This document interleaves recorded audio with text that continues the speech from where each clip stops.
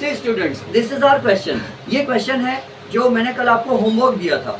अब चेक कर लो कि मैं जो सॉल्व करता हूँ उसमें से कितने लोगों का आंसर करेक्ट है और कितने लोगों का आंसर रॉन्ग हो गया, ये आप लोग मैच करके चेक कर लेना। क्वेश्चन देखो क्या था।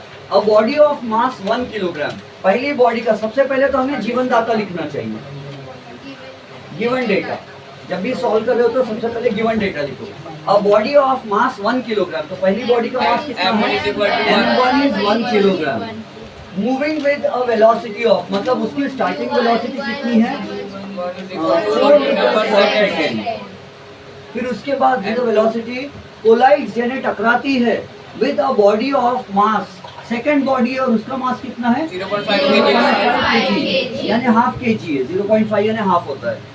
Moving with the velocity of second body, कितनी इनिशियल वेलोसिटी से भाग रही? 2 मीटर पर सेकंड। ये u1 और u2 के समझा क्या आपको?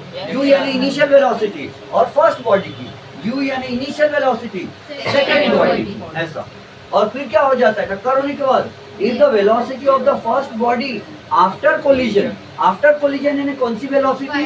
Final velocity of the first body यानी v1 कितनी है? 8/3 मीटर पर सेकेंड। फिर पूछते हैं find the velocity of the second body after collision, v2 is equal to question mark, है ना। ये है हमारे सामने एक बड़ा सा सवाल खड़ा हुआ, इसको हमें सॉल्व करना है। What is the formula? हाँ, इधर का दिखता नहीं है, ओके ठीक है। लेकिन इधर का अपने बोर्ड उसमें कवर नहीं होता है ना? होता है, इधर का भी दिखता है, बहुत अच्छा है, ठीक है। तो हम लिखेंगे what is the formula? Total momentum before collision is equal to total momentum after collision. और उसको अब अपन वो नहीं लिखेंगे, अपन डायरेक्ट फॉर्मूला लिखेंगे, है ना। तो फॉर्मूला क्या है? m1u1 प्लस, बड़ा बड़ा लिखता हूँ, m1u1 plus m2u2 equal to m1v1 plus m2v2, है ना। ये जो आवाजें आ रही है होमवर्क करने वालों की आवाजें है। अच्छा, m1 कितना है? 1। u1 कितना है? 4 प्लस m2 कितना है? 1.5। u2 कितना है? 2 है ना सच में? इज इक्वल टू m1 कितना है? 1। v1 कितना है? 8/3 प्लस m2 कितना है? 0.5 इंटू v2 कितना है मालूम है।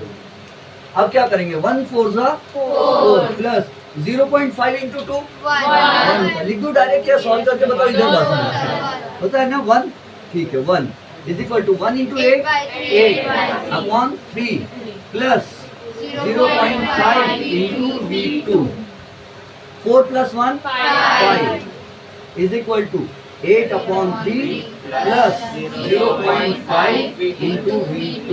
अब मुझे ये बताओ 8/3 इधर डिवीजन में जाएगा या मल्टीप्लिकेशन में जाएगा? माइनस में जाएगा। हमको कैसे पता? क्योंकि इधर वो प्लस में है ना, इसके साथ प्लस में है, तो यहाँ प्लस में है तो इधर माइनस वाले में चला जाएगा। हो सकता है आपको सब कुछ आया, जिन्होंने होमवर्क नहीं कर पाए वो लोग को आया सब कुछ, यहाँ शायद कंफ्यूज हो गए होंगे। हाँ चलेगा चलेगा। ये 5 है, अब ये क्या हो जाएगा? -8/3 is equal to 0.5 into v2, ठीक है। और अब इसको कैसे सॉल्व करना? कितना आएगा? 7/3। लेकिन कैसे सॉल्व करते हैं? ऐसे टाइप कर रहा तो अच्छा, नीचे कुछ नहीं रहा, मतलब सबका वाली का एक होता है क्या? अच्छा, और इसको क्या लिखते फिर? क्रॉस मल्टीप्लिकेशन करते। कहाँ करते लेकिन? यहाँ पर क्रॉस मल्टीप्लिकेशन दिखेगा नहीं। शैल आई इरेज द क्वेश्चन? तो मैं क्वेश्चन मिटा देता हूँ और यहाँ हम क्रॉस मल्टीप्लिकेशन करेंगे।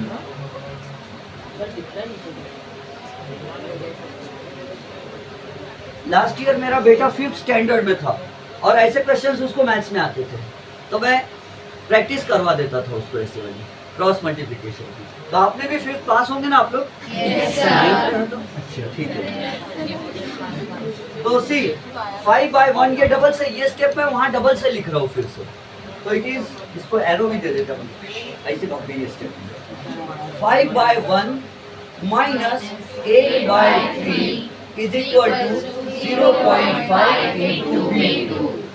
तो अब ये हो जाएगा 5 into 3 minus 8 into 1 upon 1 into 3। ये ऐसा करते हैं 3 5 जा 1 8 जा और 1 3 जा। आपको जिन लोगों का मैथ्स अच्छा है वो लोग इतना डिटेल छोटा छोटा लिखना नहीं, सीधे लिखना 15 minus 8 upon 3 मार्क्स मिलेंगे, है ना। अच्छा आप 7/8 लिखेंगे, वेरी गुड, आप तो मुझसे भी एक कदम आगे हैं। मतलब आपका IQ और ज्यादा है, बहुत ज्यादा है, वेरी गुड। अब देखो उसके बाद क्या होगा, आपको पता है ना IQ टेस्ट करवाते हैं। मैंने क्लास में बोला था सिर्फ हमारे 700-800 रुपए जाते हैं, किसी साइकोलॉजिस्ट के पास जाके IQ टेस्ट करवा लिया जाए, आधा या 1 घंटा लगता है, उससे पता चल जाता है कि हमारा दिमाग कितना है तेज। तो उस हिसाब से फिर हमारे मम्मी पापा को हम बोल सकते हैं कि हमसे कितना उम्मीद रखे, कितनी आशा रखे। अगर हमारा IQ बहुत ज्यादा है तो हम बोल देंगे मम्मी पापा 90 से कम की आशा मत रखा करो हमसे, 90 से ज्यादा ही मिलेंगे हमको। और अगर हमारा IQ कम आता है तो हम हमारे पेरेंट्स खुद ही समझ जाएंगे कि अपन कितने पैदल है ना, और वो अपने को प्रेशराइज भी नहीं करेंगे पढ़ाई करने के लिए। ठीक है बेटा जितना होता उतना पढ़ लो बोलेंगे। स्कूल टीचर भी ऐसे ही बोलेंगे, जितना आती है डेफिनेशन उतनी बोल दो, तो अपन बोलेंगे yes ma'am, E is called velocity. तो सी 5 3 जा 15 minus 8 1 जा 8 1 3 जा 3 is equal to 0.5 into V2। 5 minus 8 7 upon 3 0.5 into V2। अब इसके आगे का सॉल्व करेंगे। 7/3 इज इक्वल टू, ये 0.5 V2 के साथ इसका क्या रिश्ता कहलाता है, मल्टीप्लिकेशन। तो अब ये कहाँ जाएगा, यानी ये नीचे जाएगा, इधर 3 into 0.5 नीचे हो जाएगा, इज इक्वल टू V2 बचेगा। समझ में आई कहानी। और अब ये हो जाएगा 7/3 into 0.5। बहुत अजीब आ गई ना वैल्यू। तो हाँ मैं यहाँ सॉल्व करके बताता हूँ।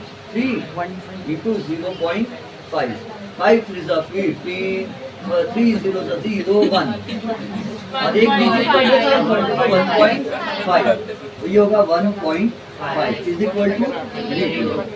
अब 77 सॉल्व करते क्या वैसे लिखते हैं, क्योंकि उन्होंने फाइनल वेलोसिटी कैसी दी है क्वेश्चन वालों ने 8/3। तो हम बोलेंगे तुमने जैसे हमको final velocity of first object दिए 8/3 रेशियो वाला, हम भी आपको final velocity of second body ratio वाली देते हैं। जैसा क्वेश्चन फेंके वैसे ही आंसर देंगे अपन। 7/1.5 इज द आंसर। समझो, ऐसा ये भी आंसर करेक्ट है, जरूरी नहीं इसको सॉल्व करना, बस सही यूनिट लगा देंगे हम। V2 is equal to 7/1.5 metres पर सेकेंड।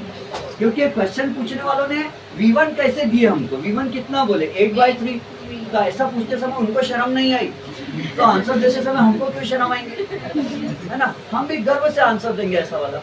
लेकिन अगर हम अच्छे लोग हैं तो हम इसको सॉल्व करके दे देंगे, है ना। बुक वालों ने जैसा हमारे साथ व्यवहार किया हम वैसा नहीं करेंगे। कैसे करते फिर इसको 7 और ये 1.5 कर सकते ना। हाँ ऐसा लिखो ना 7 into 10 अपॉन 1.5 into 10। देखो जिन लोगों का मैथ्स अच्छा है उतना नहीं है, वो लोग इसी को आंसर समझकर इसी को लिख देना और यहाँ लगा देना मीटर पर सेकेंड, आपको बिल्कुल अच्छे मार्क्स देंगे टीचर। और आंसर इन वर्ड्स लिख देना, the final velocity of the second object is 7/1.5 metres पर सेकेंड। लेकिन जो लोग का मैथ्स ज्यादा स्ट्रॉन्गर है और जिनको मजा आता है मैथ्स सॉल्व करने में, वो लोग ये सब चीजें कर सकते हैं। These are difficult stunts performed only by experts under ideal conditions. Do not try these at home for weak students. तो अब क्या हो जाएगा, जानबूझ के न्यूमरेटर और डिनोमिनेटर को 10 से मल्टीप्लाई डिवाइड कर दिया हमने, तो अब ये हो जाएगा 7 10 जा 70, 1.5 10 जा 50 इज इक्वल टू V2। अब हम यहाँ करेंगे 70 और ये 15। मैंने सुना है कि 15 4 जा 60 होते हैं। Yes, sir. 10 अब पॉइंट इसको 100 कर दूं, 15 6 19, Yes, sir. 10 बचा, फिर वही होगा, Sir, फिर 100 होगा, फिर 90 होगा, फिर वही चलेगा। 6 और इसको बाहर लगा देते हैं। Yes, sir. हाँ तो ठीक है, तो हम लिखेंगे V2 इज इक्वल टू 4.6 और ये 6 के बाद इतने से अच्छा बार बार 6 आता है तो उसको 7 कर देंगे।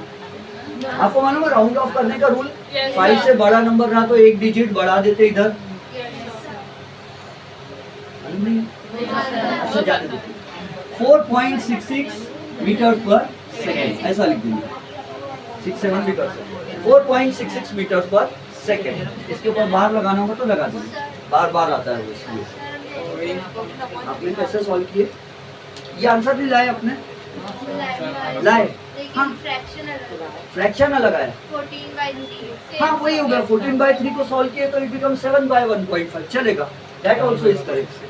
तो आप समझा किसी को? Yes, sir. अब इससे आप चेक कर लो किसका होमवर्क कैसा आया है,